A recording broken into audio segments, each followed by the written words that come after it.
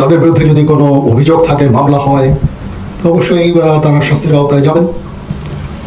কিন্তু অবশ্যই আমরা চাইবো না যে এক্সট্রা জুডিশিয়াল কোনো অ্যাকশন তাদের উপর হোক, বিচার বহির্ভূত কোনো কাজ হোক, তাদের উপরে হামলা হোক বা অপরাধ করেছেন 10 জন, ওইখানে তারা 1300 নাম দিয়ে দিচ্ছেন। আইন আমাকে আসলে সেই ক্ষমতা দেয়নি, উনি যত ইচ্ছা দিতে পারেন। কিন্তু এখানে যেটা হচ্ছে যে নিরীহ লোকজনকে দিয়ে তাদের উপরে চাঁদাবাজি, তাদেরকে ভয় দেখানো, তাদেরকে বলা যে তোমার নাম বাদ দিয়ে দিব, এত টাকা দাও, এইসব করে তাদের উপরে একটা বিপুল চাপ তৈরি হয়েছে, উদ্বেগ তৈরি হয়েছে, আতঙ্ক তৈরি হয়েছে।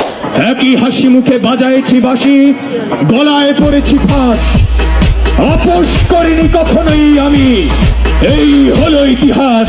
মনে আছে কি 111 এর আগে যখন শেখ হাসিনা হাউস অ্যারেস্ট, নেতারা অনেকেই দিগ্বিদিক দেখছিল, একমাত্র কর্মীদের জন্য পুনরায় শেখ হাসিনা ক্ষমতায় এসেছিল। শেখ হাসিনা বাংলার রাজনীতি ও উন্নয়নে এক অমূল্য শক্তির নাম। 11তে যেভাবে জনপ্রিয়তা ও ভালোবাসা নিয়ে দেশের মাটিতে পা রেখেছিলেন, ঠিক তেমনি 36শে জুলাই বিপ্লবের পর নিজের নীরবতা যেন দিন দিন জনপ্রিয়তার শীর্ষে নিয়ে যাচ্ছে। মাত্র 8 মাসে কোটির উপরে মামলা হামলার কেস, সকল কিছু অতিক্রম করে তার সাধারণ মাঠ পর্যায়ে কর্মীরাও ইতিমধ্যে মাঠে নেমেছে। তবে এবার শুধু তার দলকে আরো শক্তিশালী করতে দলের উপর অনির্বিচারে যেভাবে মিথ্যা মামলা জড়িত হচ্ছে, সে সম্পর্কে এবার সরাসরি জনসম্মুখে ভাষণ দিয়েছেন সেনাপ্রধান ওয়াকারুজ্জামান। যে কোনো রাজনীতি দলের ক্ষেত্রে এমন নীতি থাকা স্বাভাবিক বলে মনে করেন তিনি। যেই হোক, যেই দলেরই হোক, যে মতেরই হোক, যে ধর্মের হোক, সেটা আমরা করবো। তাদের বিরুদ্ধে যদি কোনো অভিযোগ থাকে, মামলা হয়, তো অবশ্যই তারা শাস্তির আওতায় যাবেন। কিন্তু অবশ্যই আমরা চাইবো না যে এক্সট্রা জুডিশিয়াল কোনো অ্যাকশন তাদের উপর হোক, বিচার বহির্ভূত কোনো কাজ হোক, তাদের উপরে হামলা হোক বা তাদের জীবনে যে হুমকি যেটা আছে সেটা আমার না। এটা অবশ্যই পুলিশ তদন্ত করবে, প্রয়োজন হলে মামলা করবে এবং তারা তাদেরকে বিচারের আওতায় নিয়ে আসবে। মাইনরিটি একটা ইস্যু নিয়ে কিছু সংস্কার করতে চাচ্ছে এবং একটা ফ্রি ফেয়ার ইলেকশন করতে চাচ্ছে। সেটার জন্য যে ধরনের যতদূর সহায়তা তারা আমাদের কাছে চাবে সেটা আমরা করবো। আমরা এই বিষয়টা দেখছি এবং যারা অপরাধী তাদেরকে অবশ্যই আমরা শাস্তির আওতায় নিয়ে আনবো। এই অরাজক পরিস্থিতির মাধ্যমে নিজেদের ক্ষতি না করি। একটা প্রতিষ্ঠান বা একটা কোনো ফ্যাসিলিটি যেটা জনগণের পয়সায় তৈরি, এগুলো যদি আমরা অগ্নিসংযোগ করি, ভাঙচুর করি, ক্ষতি আমাদের। সেই দিকটা আমি নিশ্চিত সবাই খেয়াল রাখবে এবং এই সমস্ত কার্যকলাপ থেকে, ধ্বংসাত্মক কার্যকলাপ থেকে আমরা সবাই বিরত হব। পরিস্থিতি এখন স্বাভাবিক হয়ে এসেছে, কিন্তু পুলিশ এখনও ট্রমার মধ্যে আছে। কারণ পুলিশের উপরে যে ধরনের হামলা হয়েছে, তারা একটা ট্রমার মধ্যে আছে এবং যত তাড়াতাড়ি সম্ভব, তারা যতক্ষণ তারা এই ট্রমা থেকে বের হয়ে আসবে, যত তাড়াতাড়ি আমরা ফেরত যেতে পারবো ইনশাআল্লাহ। ততদিন পর্যন্ত আমরা থাকবো যতক্ষণ পর্যন্ত না পুলিশ কনফিডেন্ট হবে। তারা যখন কনফিডেন্ট হয়ে যাবে তখনই আমরা চলে যাব এবং আমি ততদূর পর্যন্ত আমরা থাকবো, ততদিন পর্যন্ত আমরা থাকবো। তবে শুধু সেনাপ্রধান ওয়াকারুজ্জামান নয়, বরং দেশের পুলিশ প্রধানও বিষয়টির প্রতি সম্মতি জ্ঞাপন করেন। তিনি জানান, সবাই অপরাধী না। মিথ্যা মামলায় এবং ভয় ও হামলা মামলার ভয় দেখিয়ে নানাবিধ কারণে একটি রাজনীতির নিপীড়ন ও নির্যাতন শুরু হয়েছে। প্রভাবশালী তারা ওই যিনি মারা গেছেন তার পিতাকে অথবা তার আত্মীয় স্বজনকে ওই প্রভাবান্বিত করে ওই মামলাতে হয়তো অপরাধ করেছেন 10 জন, ওখানে তারা 1300 নাম দিয়ে দিচ্ছেন। এখন মামলা আইনে যেটা আছে যে কেউ যদি মামলা করে, আইনে তাকে আমরা বন্ধ করতে পারি না। মানে আমাদের যে প্রচলিত আইন, আমরা বলতে পারি না যে না আপনি 3 জন দিচ্ছেন, আপনি 1300 দিচ্ছেন কেন, আপনি 5 জনকে দিয়ে দেন।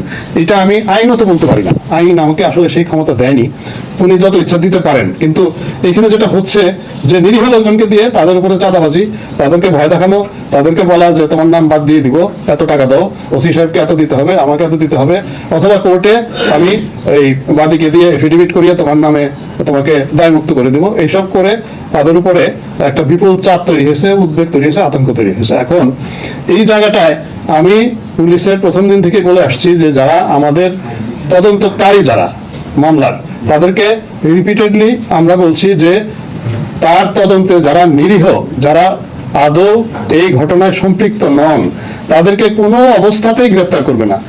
এর সাথে এখন আমি বলা শুরু করেছি যে গ্রেপ্তার তো করবেনই না, উল্টা খুঁজে খুঁজে তাদেরকে ফোন করবেন অথবা তাদেরকে অন্যের মাধ্যমে বার্তা দিবেন যে আপনি ভয় পাবেন না, আপনার আমার এখনকার যে তদন্ত যতটুকু হয়েছে তাতে মনে হচ্ছে যে আপনার কোনো ইনভলভমেন্ট নাই অথবা এই হয়, ওইটা তদন্তকারী যদি দেখে যে ওই ভদ্রলোকের ইনভলভমেন্ট আছে, যতই আপনি এফিডেভিট দেন, চাষিটি কিন্তু তদন্তকারী নাম দিতে পারেন, ওই এফিডেভিটের কোনো আইনগত মূল্য নাই। এখন এইসব যেসব চিত্র দেখি, যেসব ঘটনা আমরা ঘটিয়েছি, আমার মনে হয় পৃথিবীর ইতিহাসে কোনো পুলিশ এরকম করে না।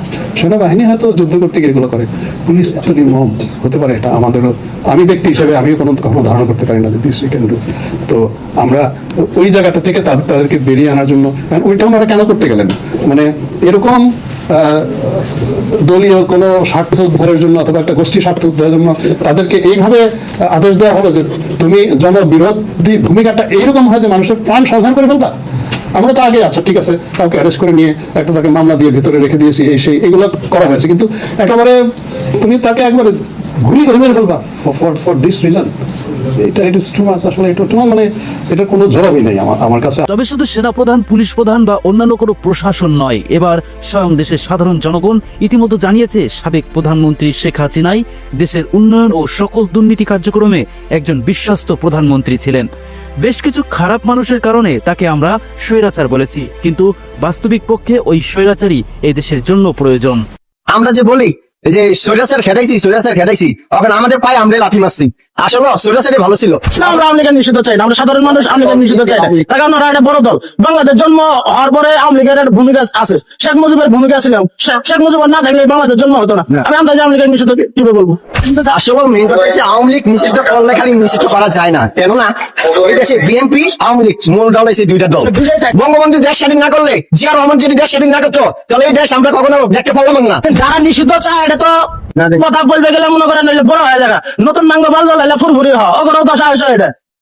আচ্ছা দেন বাংলাদেশের অবস্থা দেন, 8-9 মাসের অবস্থা দেন, কোন জায়গা দেশ কোন জায়গায় গেছে।